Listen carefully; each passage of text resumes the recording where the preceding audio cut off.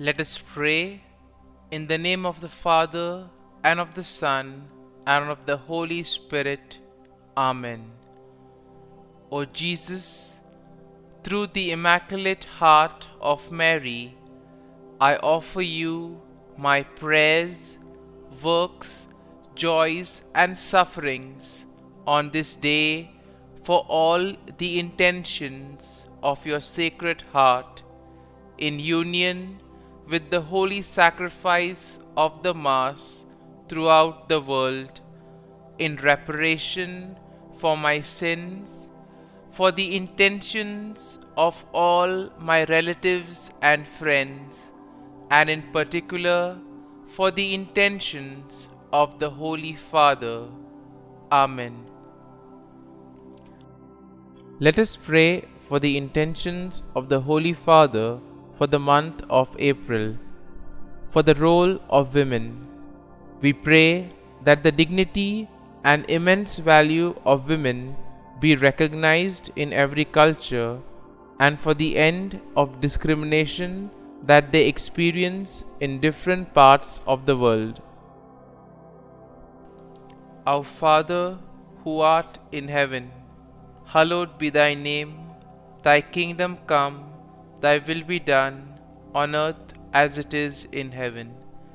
Give us this day our daily bread, and forgive us our trespasses, as we forgive those who trespass against us. And lead us not into temptation, but deliver us from evil. Amen. Hail Mary, full of grace, the Lord is with you. Blessed are you amongst women, and blessed is the fruit of thy womb, Jesus. Holy Mary, Mother of God, pray for us sinners, now and at the hour of our death. Amen. Glory be to the Father, and to the Son, and to the Holy Spirit, as it was in the beginning, is now, and ever shall be, world without end. Amen. My dear friends, the Word of God welcomes us this morning. And as we begin this day, let us begin by spending time with the Lord. As we have decided to welcome this day in the presence of the Lord, let us begin by thanking Him for all that He has done for us, all the blessings that He has bestowed on us, and most importantly, for all the graces, for all the favors that He has given us right from our birth till now. On many occasions, we see that because we are caught up with so many other activities, because of our busy schedule, we don't pay attention to these small details that are there in our lives. Very often, these graces, these blessings, which are so important in our lives, are kept aside. And therefore today, as we begin today's morning prayer, we ask the Lord to give us the grace so that we may be able to appreciate the good things that He has done for us. And therefore, it is appropriate that we begin today's prayer by thanking the Lord for all that He has done for us. First and foremost, we thank the Lord for the gift of life, for giving us talents, abilities, and various opportunities in our lives. We also thank the Lord for the gift of our family members, friends, relatives, near and dear ones, and all those who play a very important role in our lives. Now we see that there are so many people who have been instrumental in our lives in so many ways. These people have dedicated their time and effort, and thus they have shaped and helped us become who we are. And therefore we thank the Lord for their presence in our lives, and we also ask the Lord to bless them so that they may be able to have the fullness of life. We also thank the Lord for the gift of this day, yet another day that we have been given to make good use of our talents, of our abilities, and more importantly, to make a difference not only in our lives but also in the lives of those around us.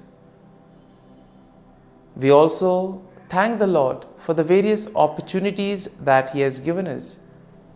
Opportunities to put our talents, to put our abilities to use. And at the same time, opportunities to help others make a difference in their lives. Lord, we also want to thank You for all the experiences that You have given us. Some of these experiences may be really good. We may want to cherish these experiences, but there may be other experiences which may be bitter, which may be harsh. Nonetheless, these bitter experiences may have taught us a lot in life. These are the experiences that have made us stronger. And therefore, Lord, we thank You for giving us these experiences, for making us better individuals, for making us stronger, and thus for preparing us to face the challenges in life. And therefore, my dear friends, as we participate in this morning prayer, let us ask the Lord for this grace that we may be able to radiate His presence to the world around us, that we may be able to become messengers of peace, joy, and love, spreading His message of goodness, spreading His message of peace and love to the world around us. And therefore, let us ask the Lord to accompany us in whatever we do today, so that every action, every word may radiate His love, peace, and joy. And now, my dear friends, let us reflect and meditate on Psalm 58. As usual, we shall have a general overview of the psalm, and then we shall take a look at the psalm in detail. Now, we see that Psalm 58 is a psalm of lament that is attributed to David. It is a powerful and impassioned plea for God's justice against wicked rulers and unjust judges. And therefore, we see that the psalm can be also divided into three main sections. The first section, which is basically a denunciation of wickedness and a call for God's judgment, and this we'll find in verses 1 to 5. Then the second part of the psalm is a depiction of the fate of the wicked, which we will find in verses 6 to 9. And finally, we also see a declaration of trust in God's justice and praise for His name. And this theme is found in verses 10 to 11. And therefore, we see that overall, when we look at the psalm, we can see that Psalm 58 is a passionate plea for God's justice against wicked rulers and unjust judges. Even in today's world, we do find ourselves in situations where we may either be victims of injustice, or we may also see injustice happening around us. And therefore, this psalm could be quite a reminder for us of how to proceed. The psalm can also be a consoling psalm, telling us that the Lord will take care if we place our faith and trust in Him. Now, we see that the psalm also condemns the deceitful practices of the wicked people, and it also calls for God's swift judgment upon them. The psalm highlights the righteous indignation of the psalmist, who places his trust in God's righteous judgment. And therefore, the psalm will also serve as a reminder of God's love. And therefore, we see that God is the ultimate judge, and we see that the psalm also affirms the faith that justice will prevail. Ultimately, we see that the psalm will lead us to praise and recognize God's faith and trust. And therefore, when we take a look at the psalm in detail, we see that in the first part of the psalm, the first section, David will denounce the wicked rulers and judges who fail to administer peace. And these are the wicked people who oppress the righteous. Here we see that he uses very strong language to describe their wickedness and deceit, calling them gods who speak lies and who weigh out injustice. And therefore we see that David also expresses his righteous indignation by imploring God to break the teeth of the wicked and to tear out their fangs like the fangs of a lion. And here we can see that it's very powerful language, and which probably expresses the anger, the sorrow that David is experiencing, the grief that he is going through. And therefore David also accuses them of being deaf to the voice of charmer, and therefore meaning that they are very unreceptive to the advice that is given to them. In other words, these are the people who are not willing to change. Now, in the second section, we see that David vividly portrays the fate of the wicked. And here he sees that he compares them to a serpent whose venom is useless and cannot harm others. And he envisions their demise, stating that they will be swept away like a stillborn child, never to see the sun. Once again, very strong language which probably expresses the grief that David is undergoing, also the fear, the anger that is there within. And here we see that David emphasizes that God will swiftly and decisively judge these wicked people. Therefore, by doing so, he also affirms that God's righteousness and justice will prevail. And then in the final section of the psalm, we see that David declares his trust in God's justice, and David also praises the name of the Lord. He affirms that the righteousness of the Lord will rejoice when they see the vengeance of God. That means the righteous people will be happy when ultimately they realize that their faith, their trust in the Lord has been repaid. And therefore, when they look at the vengeance that the Lord takes on the wicked, they will know that justice has been served. And here we see that David expresses confidence that people will acknowledge and fear God, and thus they will be able to recognize his authority and righteousness. And therefore, my dear friends, as we have reflected and meditated on this psalm, let us now close our eyes at this morning hour and let us thank the Lord. Let us praise the Lord. Let us glorify the Lord. Loving Father, you have given us this time in the morning. You have been gracious to us. You have given us your Son, our Lord Jesus Christ, who has cleansed us from our sin. He has taken away all our sins and He has given us a new life. Lord, we thank you for giving us the Holy Spirit. And therefore, Lord, we ask you to bless us and protect us at every step of the way. Be our guiding force. Be there to always show us the way. And for all this, Lord, we thank you, we praise you, and we glorify you. You have protected us and you have guarded us through the night. You have given us this time to spend with you. You have woken us up this morning and you have given us good health of mind and body. And for all this, Lord, for your love, for your mercy, for your generosity, we thank you and we praise you, O Lord. You are a merciful God. You have blessed us in so many ways.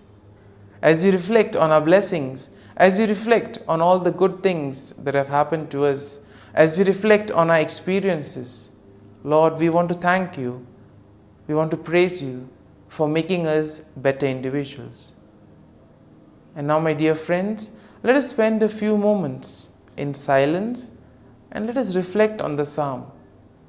Let us see what touched us. Could be a word, could be a phrase, or could be a sentence or a thought. Remain with that and allow the psalm to take root in you, so that ultimately your words, your actions will radiate the love, peace, and joy of Christ to the world around.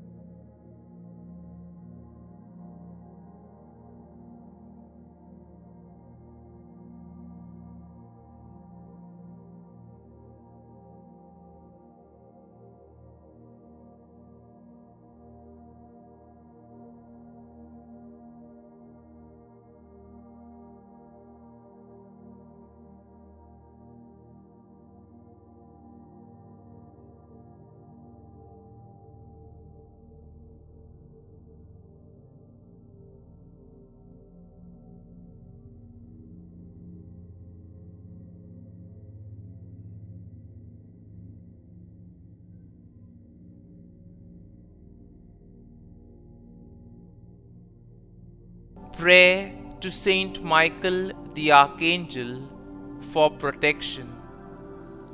Saint Michael the Archangel, defend us in battle.